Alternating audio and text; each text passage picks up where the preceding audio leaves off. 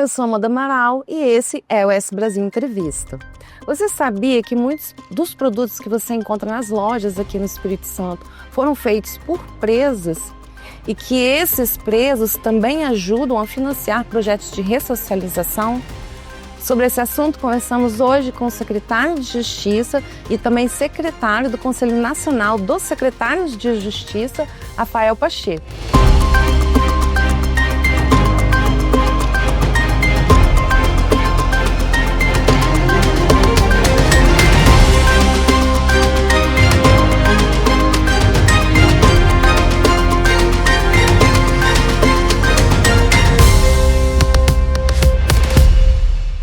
Seja muito bem-vindo, Rafael. Muito obrigado pela sua presença, secretário. Muito obrigado, um prazer estar de volta aqui. Eu já estive aqui uma vez, foi muito bom e tenho certeza que hoje não vai ser diferente.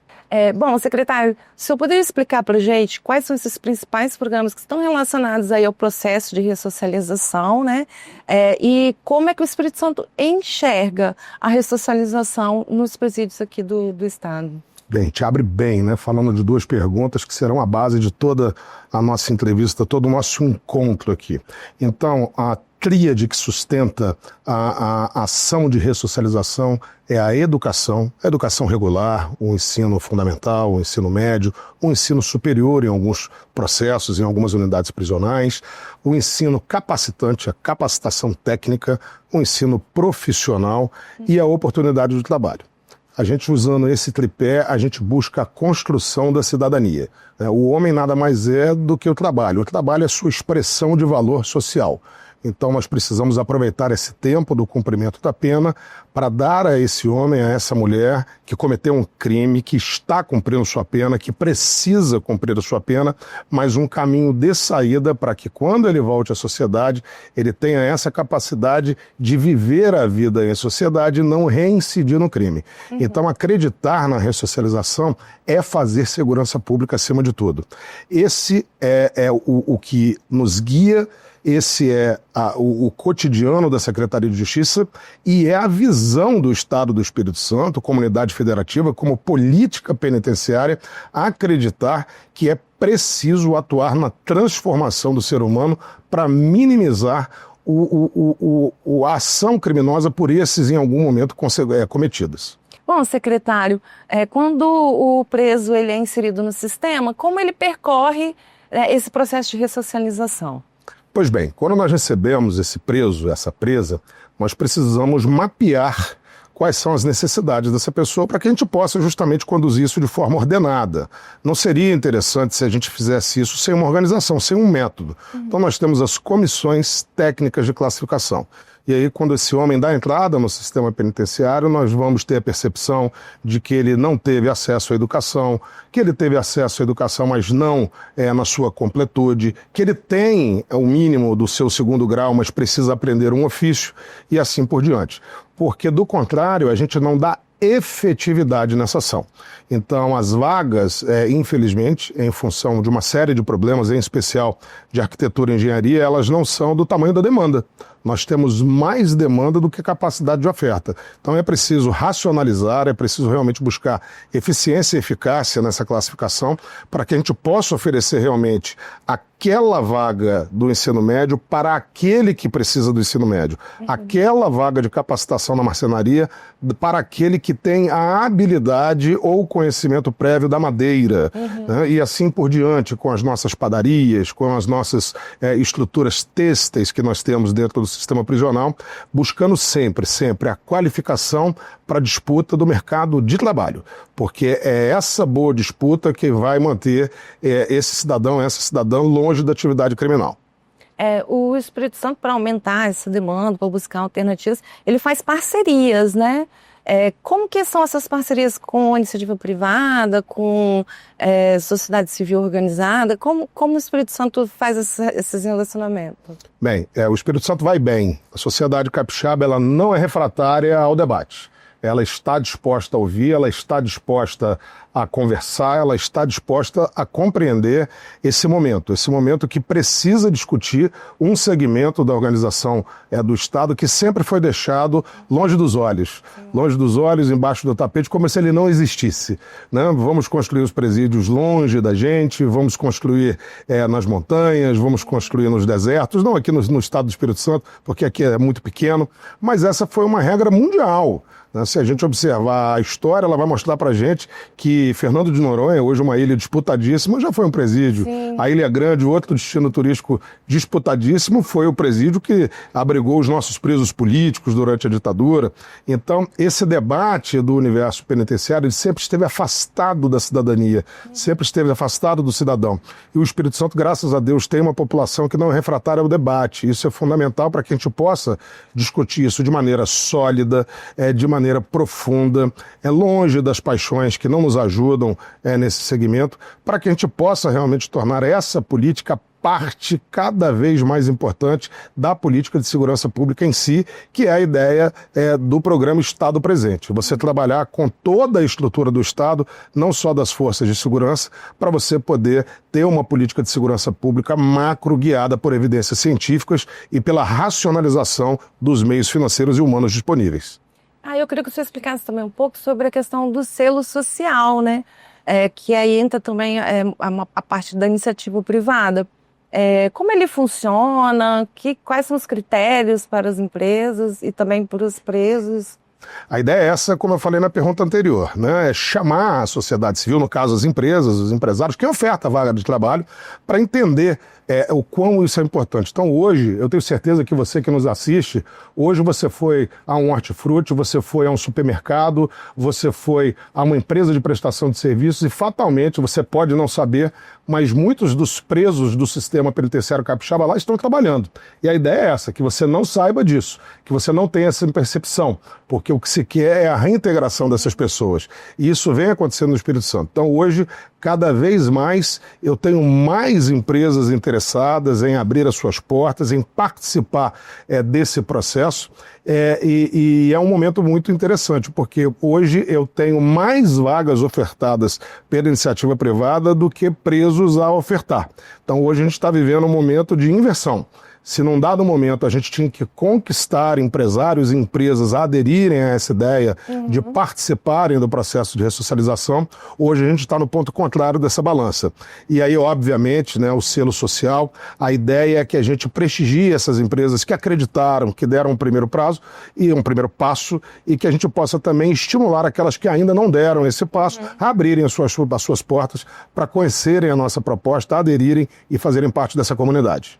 E a Secretaria de Justiça consegue mostrar isso para as outras empresas já como funcionou, o preso já realmente foi ressocializado por ter participado de projetos assim? Tem exemplos? Tem vários exemplos, inclusive essa é uma dos nossos produtos de comunicação, mostrar histórias desses egressos que deram a volta por cima. Porque não é mais razoável a gente acreditar na imutabilidade do ser humano. Se a gente acreditar que não, que ele vai ser preso, que eu vou trancar e que eu vou jogar a chave fora e que isso vai funcionar, não vai funcionar. Costumo fazer uma analogia muito simplista com o telefone celular. Imagine que você compra um telefone celular e novo, que funciona bem, e aí você desliga esse telefone celular e coloca ele numa gaveta e daqui a 5 anos você liga ele de novo. Ele não vai funcionar. Por quê? Porque ele não foi atualizado, ele não recebeu as atualizações do sistema. Se a gente fizer uma analogia bem simples, é exatamente isso que vai acontecer. Se a gente acreditar que realmente colocar um ser humano atrás de uma grade 5, 10 anos, sem nenhum tipo de ação sobre ele, e acreditar que quando ele sair de lá, porque ele vai sair, não há pena de morte no Brasil, não há prisão perpétua, portanto ele vai sair. E acreditar que esse ser humano realmente vai funcionar depois de 10 anos sem nenhum tipo de ação sobre ele, é realmente ter nessa perspectiva uma criança que é natimorta. Ela já nasceu morta e não tem a menor condição de dar nenhum resultado positivo. Tem muitas oficinas que eles participam dentro do presídio, né? Seja para aprender ou que geram produtos. O senhor pode contar um pouco desses produtos que são feitos dentro dos presídios aqui do Espírito Santo? Nossa, são inúmeros, né? A gente tem os produtos funcionais, né? Por exemplo, todos os uniformes que os presos vestem são produzidos por ele. por eles. Isso nos dá uma economia enorme para o Estado. Você imagina que eu consigo produzir esses uniformes a 20% do preço de mercado. Então, é uma parte significativa dos custos que o Estado não tem que aportar dinheiro dos impostos dos contribuintes. As sandálias que os presos usam, todas são feitas por eles. As roupas íntimas, as cuecas, os sutiãs, as calcinhas, todas feitas dentro do sistema prisional. Então, esses são os produtos do próprio universo do preso. Mas a gente vai agora para os produtos que não são feitos necessariamente pelo preso para o preso, mas já são empresas atuando no sistema prisional. Toda a comida produzida e servida no sistema penitenciário capixaba, 100 mil refeições dia, são preparados por empresas dentro do sistema prisional com a participação de 800 presos remunerados. Todos os pães produzidos no sistema penitenciário para consumo da população prisional são feitos em padarias operadas por empresas dentro do sistema prisional. E aí nós vamos para as demais oficinas. Nós temos desde oficinas terapêuticas, que também são importantes para a gente trabalhar a questão da violência, né? Porque o que você quer combater? A violência. Você quer reduzir a violência. Então nós temos oficinas de artesanato, que são terapêuticas, são parte do processo do tratamento penal na execução da pena, mas aí também chegando a parcerias com o SENAC, onde a gente vai ter cursos de barbearia, de estética, de cabeleireiro, onde você vai dar a mesma formação que você tem aqui fora, a mesma formação dentro do sistema prisional. Ou seja, a gente vai ter ali a formação com a capacidade de disputa pela vaga no mercado de trabalho. Então nós vamos formar soldadores industriais. Então nós tivemos uma iniciativa em São Mateus, onde era preciso, por exemplo, fazer a reforma das portas das celas, aonde a gente fez uma parceria com o Senai e já formou ali mais de 100 soldadores industriais. Então, a gente está o tempo todo tentando dar sustentabilidade no sistema prisional, transformando essa mão de obra ociosa, eventualmente ociosa, em mão de obra ativa e útil, diminuindo os custos do Estado e preparando essa população para o retorno à vida social. Tem também um trabalho muito específico daqui dos presídios do Espírito Santo, que são as rádios, né? Dentro dos presídios. Como esse programa funciona, né? Essa ação funciona e de que forma ela contribui também para a ressocialização? Olha, esse é um projeto que eu aposto muito alto nele, né? A gente vive a era da informação. Nós estamos aqui fazendo comunicação. Sim. Hoje eu creio que a informação ela é tão importante quanto a própria comida. Eu sei que pode parecer um exagero, mas não é. O bombardeio informacional que nós vivemos hoje nos torna refém dessas informações. É impossível você viver hoje sem acompanhar o que está acontecendo na cidade, no estado, no Brasil e no mundo. Né? Hoje eu acho que a gente nunca se sentiu tão próximo do mundo como em outros tempos, né? As guerras estão no nosso telefone celular. O que acontece na Ásia, você está sabendo, né? Então imagina se a gente pode ficar de fora desse universo de informação. E a rádio é, sem dúvida nenhuma, o mais democrático meio de comunicação. Então, quando a gente leva uma rádio para dentro do sistema prisional, e é bom deixar claro, ninguém vai sintonizar uma rádio prisional. Isso não vai acontecer. Nós usamos a palavra rádio porque a mecânica de montagem dessa proposta é idêntica realmente a uma rádio, mas ela funciona com captação e transmissão de som de ponto a ponto só dentro da unidade prisional. Mas numa rádio cabe tudo. Você imagina que a gente pode colocar numa rádio, a gente pode colocar cultura. A gente pode falar da história do Espírito Santo, a gente pode falar de música, a gente pode falar de assistência religiosa. Então você imagina numa unidade prisional grande, com muitas galerias, mais de 1000 presos, fica muito difícil você entregar a assistência religiosa porque você tem um número pequeno de voluntários religiosos. E de repente você tem um instrumento de comunicação que pode levar aquela assistência de forma uniforme a todos os presos de uma unidade prisional. Tem unidades prisionais com 1.500 presos. É um pequeno bairro, né? É um pequeno bairro. Então você imagina que a gente pode, diante de uma doença que esteja acontecendo numa unidade prisional, a gente pode levar um médico e falar para toda aquela comunidade como evitar uma doença de pele, por exemplo. A gente pode levar a juíza da execução, o juiz da execução e falar das mudanças na execução penal. Isso tudo vai distensionando aquela unidade prisional, vai tornando aquele ambiente mais palatável para as ações de ressocialização. E, inclusive, você pode usar a própria rádio para aproximação familiar. Porque você imagina que uma mãe que tem um filho preso, ela está sempre preocupada com o que está acontecendo com o filho dela dentro de uma unidade prisional. Mas o inverso também é verdadeiro, né? para pensar que aquele filho também quer saber o que se passa com a sua mãe. Né? E isso, na medida que a gente consegue promover esse encontro, a gente faz a reaproximação das famílias, a gente torna esses momentos mais interessantes para os dois lados, e com esse preso numa situação de menos tensão, de maior tranquilidade, as ações de ressocialização são muito mais eficientes, são muito mais eficazes. Então a gente acabou chamando a atenção dos ingleses, né, da BBC. Eles vieram aqui, um produtor de rádio da BBC, Phil Maguire, veio aqui com uma professora de Cambridge, a doutora Ruth Armstrong. Phil Maguire e Ruth Armstrong vieram aqui, gostaram muito do que viram, e ontem eu estava em Londres, né, com eles, conhecendo a proposta inglesa, né, que está num nível maior de evolução tecnológica. O conceito daqui, eu diria que é até melhor, tá? Eu não fiquei enciumado com eles, não. Mas a proposta de tecnologia está num nível mais alto. E a gente vai trazer para cá no ano que vem, com o apoio deles, inclusive, um encontro internacional para debater essa proposta, as rádios prisionais. E os que estão no sistema, eles também utilizam a rádio? Eles também se comunicam através da rádio? Ou é da direção para o presidiário? Não, os presos, eles precisam ser parte da ideia. Uma rádio prisional, ela precisa ser feita pelo preso, para os presos, com a supervisão das equipes de segurança. Tudo dentro de um presídio é controlado. Não há nenhuma atividade que não seja controlada o tempo todo, toda hora, a todo momento. Porque é ínsito desse ambiente, né, você ter controles.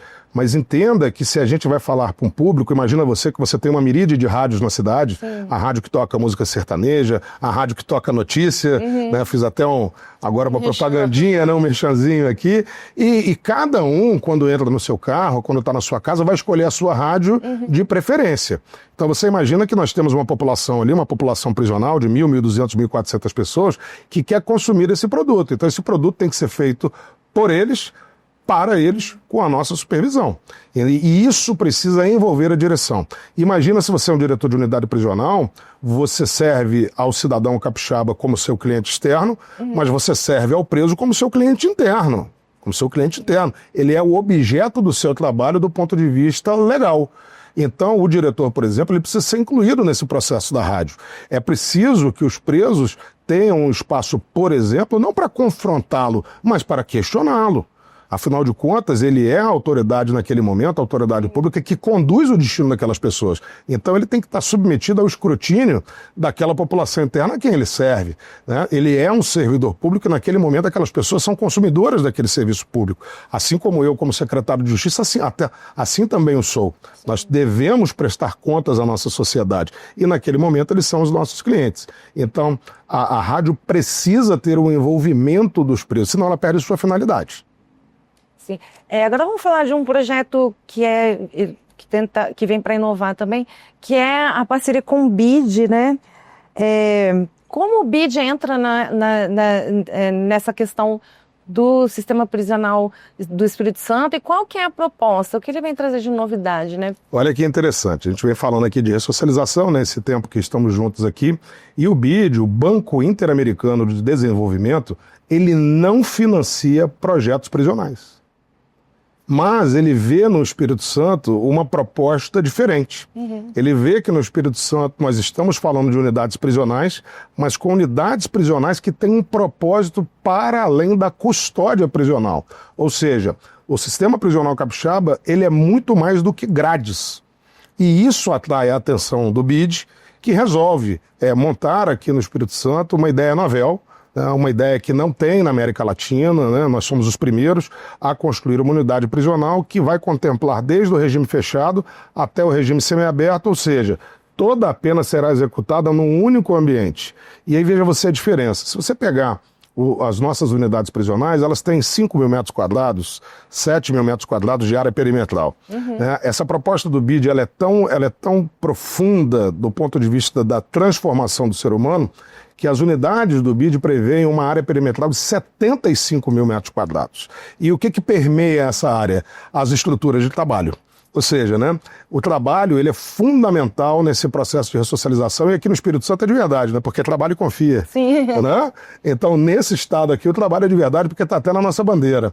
Então, a ideia do BID em inaugurar esse novo momento conosco aqui no Espírito Santo realmente vem a fundar uma nova perspectiva do que vem a ser o tratamento penal durante a execução da pena.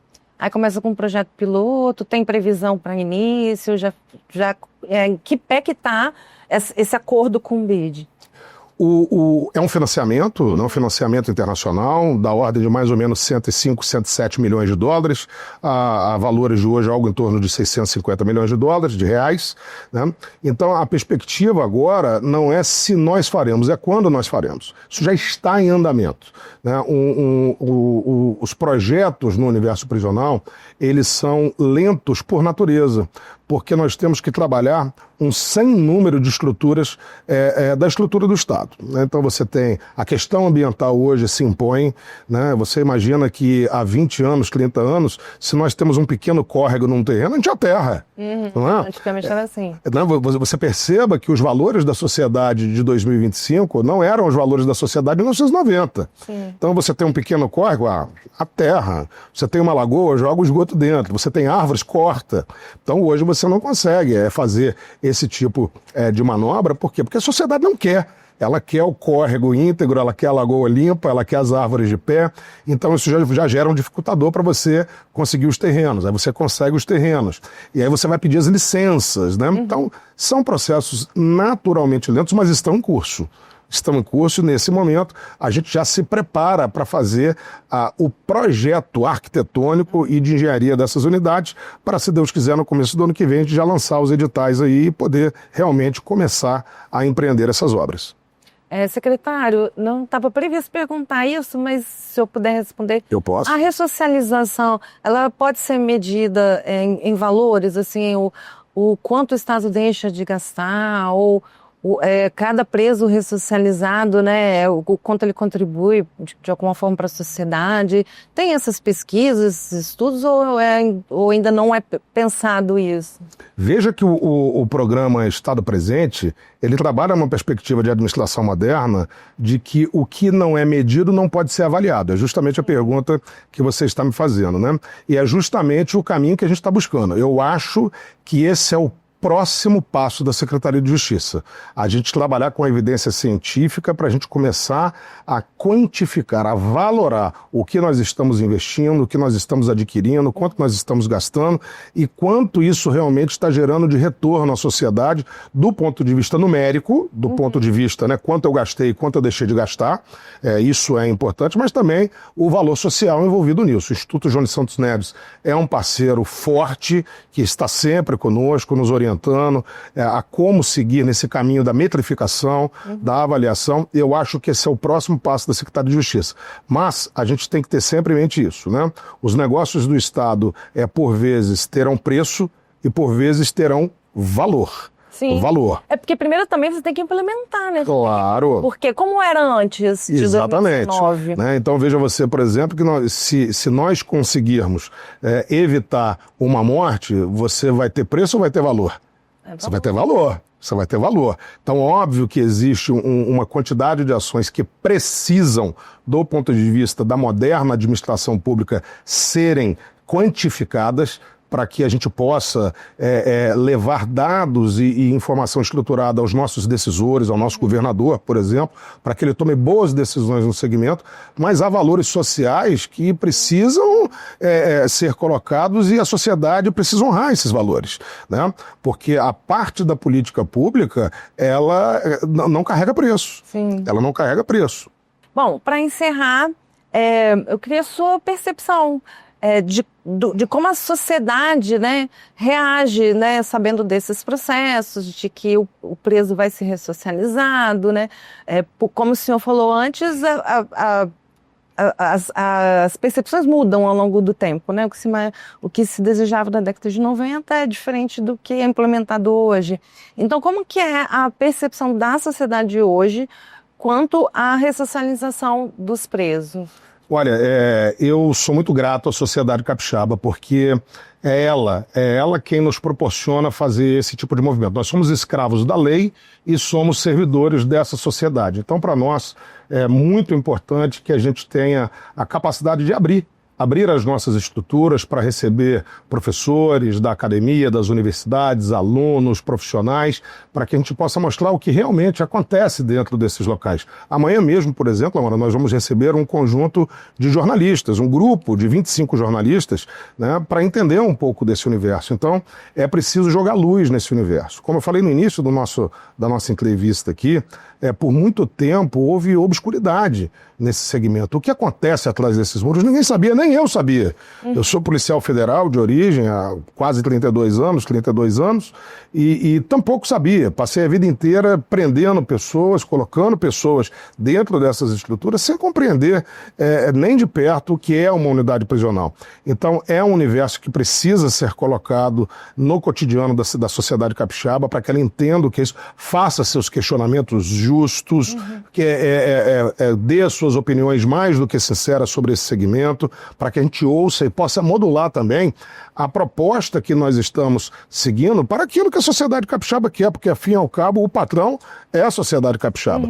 Mas eu acho que a sociedade, ela entendeu, a nossa população não é uma população intolerante, ela está disposta a debater, ela está disposta a ouvir, ela está disposta a conhecer o novo, ela não é refratária, e eu acho que hoje está bem melhor que ontem, e eu tenho certeza que está bem pior que amanhã. Amanhã vai ser ainda melhor. Secretário, eu queria agradecer a sua disponibilidade, ter aceitado o nosso convite, ter participado mais uma vez do ES Brasil Entrevista. Olha, para mim é sempre um prazer estar aqui no ES Brasil Entrevista. A primeira entrevista foi maravilhosa, hoje foi melhor ainda. Então eu espero ansiosamente o convite para a terceira e deixo aqui a total abertura da Secretaria de Justiça para você que nos assiste. Qualquer dúvida, qualquer interesse nos nossos serviços, para nós é um prazer e um dever estar lá para lhe responder. Fique à vontade. Para você que está em casa e quer saber mais sobre esse e outros assuntos, acesse esbrasil.com.br, nos siga em nossas redes sociais e até a próxima.